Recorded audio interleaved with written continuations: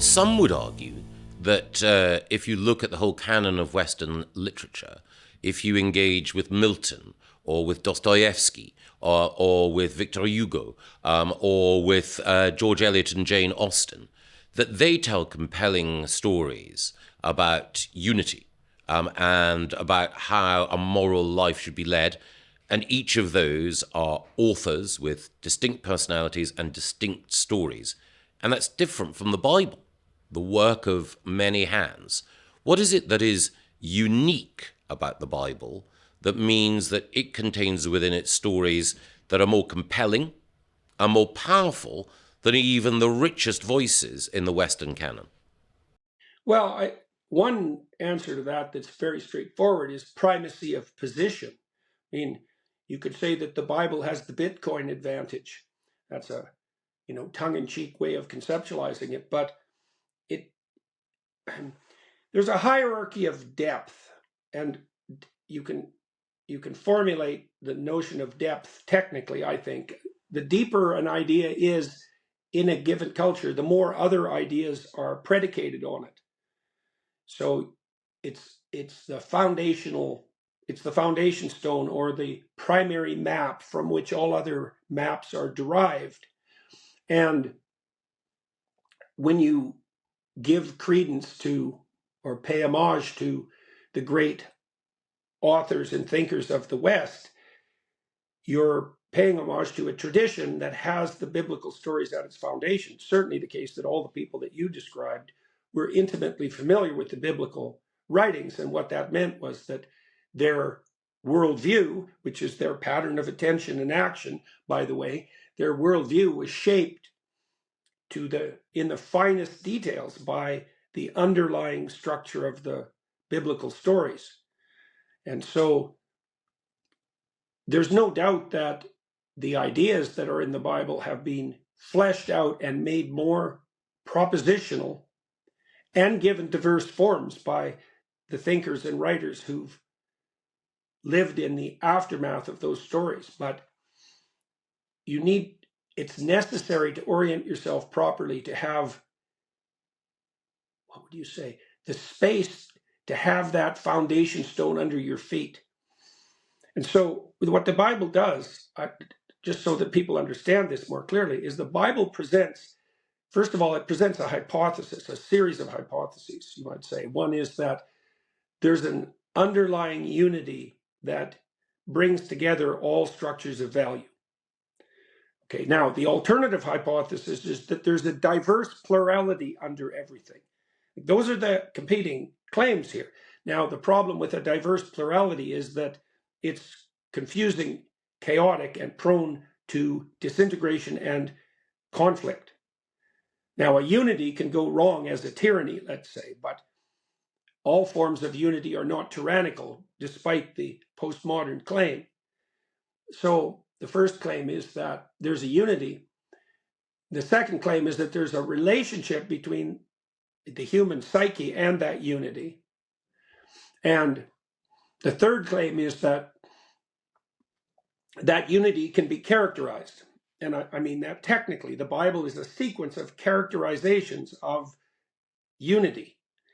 And each of the main biblical stories casts that unity in a different light, accompanied by the insistence that despite those differences, what is being pointed to is one thing, one spirit, let's say, one animating principle. And as far as I can tell, that's just correct. Now, why do you need to know those stories? Well, in some ways, I suppose you don't. If you were a enthusiast of the Western tradition and you read all the great texts except the Bible, you'd pretty much fill in all the gaps, so to speak, that would be filled in by the Bible. But the reason for that is that the structure of the biblical stories would be reflected secondhand in the texts that you encountered. So, I mean, I can give you a concrete example. This is actually quite understandable without any superstitious or, what would you say, or even biblically oriented language. So in the story of Noah, God is characterized, and he's characterized as the voice or intuition that comes to or is generated by the wise when they see trouble coming. So Noah is characterized as a man who's wise in his generations, which means that for his time and place, he's a good person, which is generally all that any of us could aspire to. And he has an intuition that things have gone badly sideways, and that in consequence, he has to build a structure to shepherd his family and his society and the natural world through the emergent crisis. Now, you might say, well, do I believe in God? Well, in this story of Noah, that question devolves to, if I'm a wise person and I've lived a life that makes me a reliable observer, and I have a strong intuition that trouble is coming, so a spirit possesses me and it brings with it the insistence that the flood is on its way, do I batten down the hatches and prepare? Because that's actually what belief means in that situation. And that intuition, that spirit that seizes Noah, that's God. It's a definition, you see. And then in the story of Abraham, God comes to Abraham as the voice of adventure that comes even to the unprepared. And the juxtaposition of those two stories implies that the spirit of adventure and the spirit of wisdom are the same thing, and that they're manifestations of the unity that lies at the bottom of everything, or at the pinnacle of aspiration. Those are, what would you say, parallel metaphors. And see, a lot of the atheist argument that possesses the modern world misses the mark, because the God that's being disbelieved in is never defined. Or if it is, it's brushed off as some foolish, it's equivalent of Santa Claus, the great, the old man with a beard in the sky. Now, as far as metaphors go, old man with beard in the sky is a lot more sophisticated than the atheists allow, because there is no more sophisticated reflection of the fundamental nature of the cosmos than a human psyche, which is a reflection of the brain, obviously, which is in turn by far the most complex thing that we've ever discovered. And so old man with a beard in the sky is not the simple-minded metaphor that Dawkins, etc., insists it must be. In We Who Wrestle with God, you look particularly closely at the Old Testament. And generally in sort of modern discourse, when people refer respectfully to the Bible from outside the Christian church, it tends to be to the New Testament that they look to, the Gospel, and to St. Paul for, contemporary moral lessons. Why do you think it's so important to look closely at the Old Testament from the perspective of someone who is outside the church? Well, the book is a unity, and the Old Testament stories lay the foundation for the deep understanding of the message that's encapsulated in the New Testament. So when I wrote We Who Wrestle with God, I really worked through 3 books simultaneously. I'll publish the next one as the next book I publish. It's a study of Job and the Christian passion. But there's no way of understanding what the passion means, for example, without viewing it through a lens that's shaped by the Old Testament. Christ himself said that he was the embodiment of the law and the prophets. And that means something. It means something. It's a remarkable thing for anyone to say. I mean, first of all, on the face of it, it's utterly preposterous. But that preposterousness is belied by its simultaneous brilliance and apropos nature. And so it means, for example, that there's a spirit that operates in the Old Testament cultures that culminates in the propositional law. I suppose you could extend that to custom. and it has a nature. And there's a spirit, which is an active process, let's say, that gives rise to that law. And that law and spirit is a reflection of this underlying unity, which is embodied in in the ultimate self-sacrifice of Christ. And you can't understand any of that unless you know the Old Testament stories. And if you do, it's very much worth understanding. If you do understand it, you see, the church is to blame in many ways. Not that it deserves no credit. It deserves plenty of credit, but the church is to blame for insisting on belief at the expense of understanding. Now, understanding these things is actually very, very complex. And so if you had to solve the problem of how you organize without understanding, maybe you'd have to turn to belief. But we're at a point now where we can understand and then believe, as far as I'm concerned. In fact, I think that that's become necessary. I actually believe it's the fundamental issue of our time. Yes. I think the struggle over understanding and therefore belief is what's happening in the culture war. We're now at a point where we can develop that understanding. Now, if you want to understand the stories of the New Testament, you have to know the Old Testament. It's not optional. And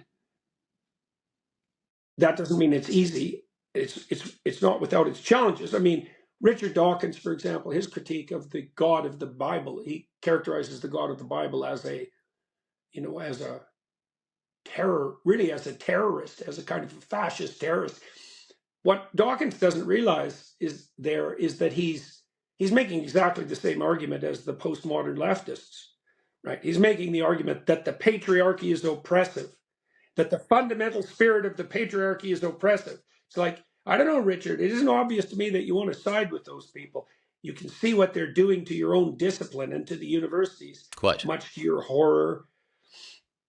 Yes, I mean, Richard Dawkins' intellectual evolution, no pun intended, is fascinating because he's become more and more a defender of principles and a morality that Christians would understand, while at the same time vehemently denying that there can be any supernatural element to it. For Christians, at the heart of Christian belief and morality is the fact that the supernatural and the natural coincided in the birth of Jesus, and that authority comes not from, in fact, belief and morality come not from decreed authority and hierarchy. They come from the fact that the supernatural is visited in the natural, that a baby is the single most important, not just symbol, but reality of love and compassion. What about that belief do you think is useful, or what about that would you contest? Well, I would say, first of all, that the supernatural and the natural are constantly operative in our lives. Let's make no mistake about that. I mean, if we're diligent materialists and we delve into the bottom of the world, we find at the end of our striving an impenetrable mystery. And I suppose that would be the mystery of the quantum world, where things behave in a manner that's so unlike the way they behave at our natural level of resolution and action that we can't even understand the phenomena.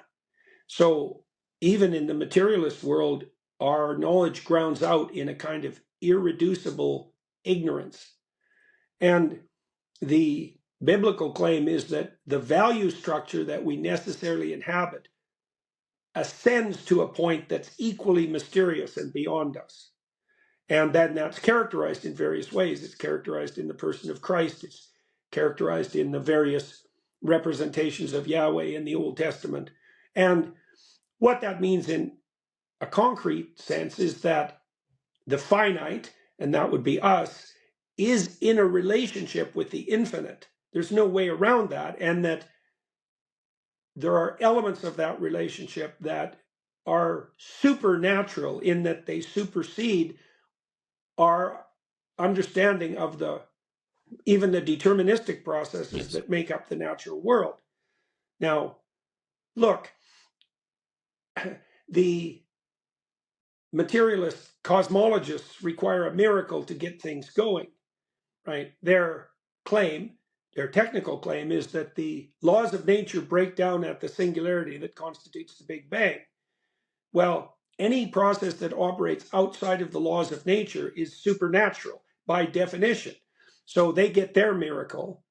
Now, the strange insistence of the biblical text is that the world is founded on sacrifice. That's the miracle. And that's a very different way of looking at things. It's a more phenomenological way, philosophically speaking. But I also think it's accurate, because there is some relationship between conscious perception, let's say, and reality, in that comprehending reality in the absence of a conscious perceiver seems to be impossible. And so reality itself depends on attention in some way we don't understand. And I'm not speaking of the collapse of the waveform, let's say. I'm not trying to draw a direct analogy between the principle that the observer collapses the waveform and the world springs into being. That may be relevant, but that's not what I'm speaking of. I'm speaking of the fact that conscious apprehension of reality and reality itself are very difficult to disentangle. And attention is a sacrificial process. It's a deeply sacrificial process. And I mean something technical by that, which is that we can really only attend to one thing at a time, which means we're elevating one thing per glance to the highest position in our hierarchy of value. And while we're doing that, we're foregoing or sacrificing all else. And that means the attention that makes the world a reality is based on sacrifice. And looks like that's true, far as I can tell. I mean, I had a rule when I was writing We Who Wrestle with God, and the next book, which was, I wasn't going to make any claims that I couldn't justify theologically, philosophically, and scientifically simultaneously.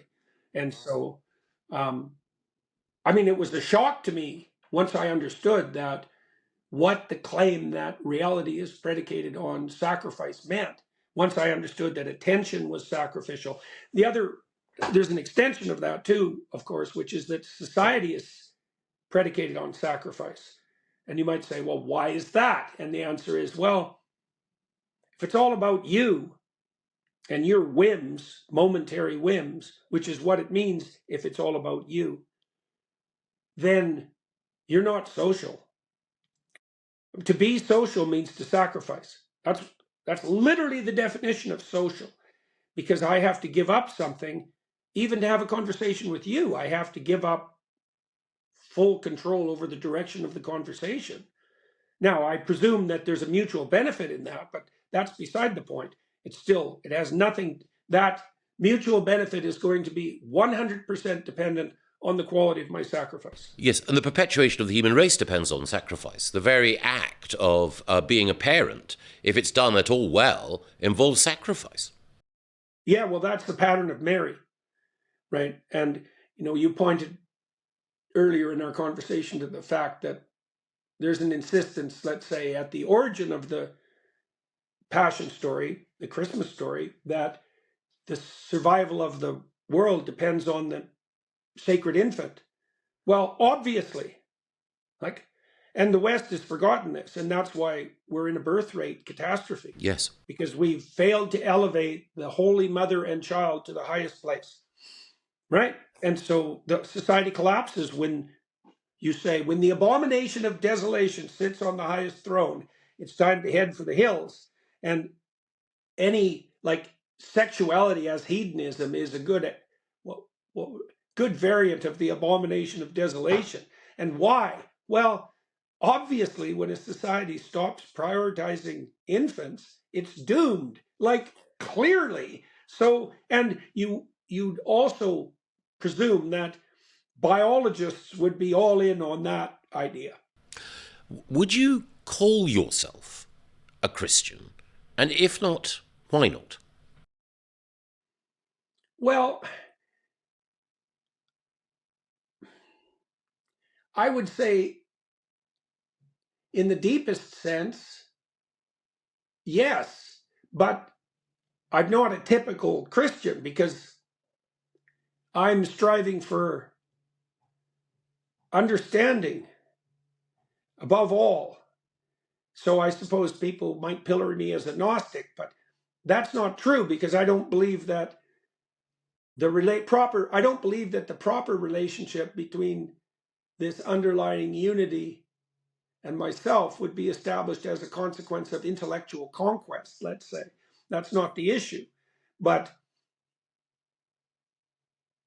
now, what one of the things we might note, I suppose, in relationship to this is my work on biblical stories, on the biblical narratives, has proved extremely popular culturally. Now, and I'm making reference to this with regard to my status as a Christian. I'm a new kind of Christian. How about that?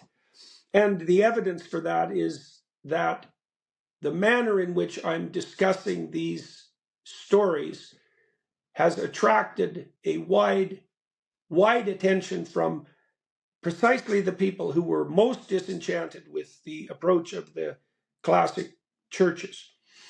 Will you, notwithstanding the failures or the weaknesses of the established churches in many ways, will you go to church this Christmas? And do you pray? I'm going to church regularly with my wife. She's become a very committed Catholic, and it's been really good for her.